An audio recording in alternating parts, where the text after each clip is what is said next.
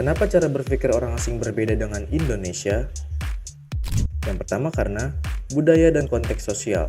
Setiap negara memiliki budaya dan konteks sosial yang unik. Perbedaan dalam nilai-nilai budaya, norma-norma sosial, dan cara berinteraksi dapat memengaruhi cara seseorang memandang dunia dan membuat keputusan. 2. Pendidikan dan sistem pendidikan. Sistem pendidikan dan nilai yang diajarkan di dalamnya dapat membentuk cara berpikir individu. Perbedaan dalam pendidikan formal dan pengalaman pendidikan dapat memengaruhi cara seseorang memahami informasi dan memecahkan masalah. 3. Bahasa dan komunikasi. Bahasa yang digunakan oleh suatu budaya dapat mencerminkan cara mereka memahami dan mengkomunikasikan ide-ide. Perbedaan bahasa dan cara berkomunikasi dapat menciptakan perbedaan dalam cara orang berpikir. 4. Kondisi ekonomi dan sosial. Kondisi ekonomi dan sosial suatu negara dapat memengaruhi prioritas, aspirasi, dan tindakan individu.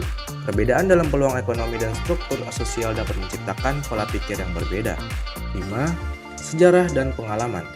Pengalaman sejarah dan peristiwa tertentu yang dialami oleh suatu bangsa dapat membentuk pandangan mereka terhadap dunia. Perbedaan dalam sejarah dan pengalaman nasional dapat menciptakan cara berpikir yang berbeda.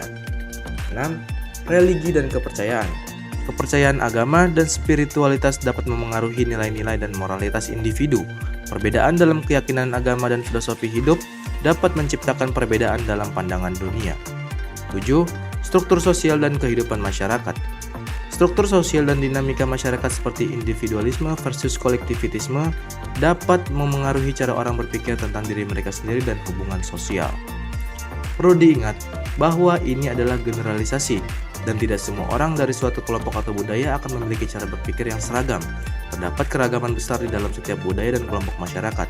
Sementara perbedaan ini bisa menjadi sumber kekayaan dan keberagaman.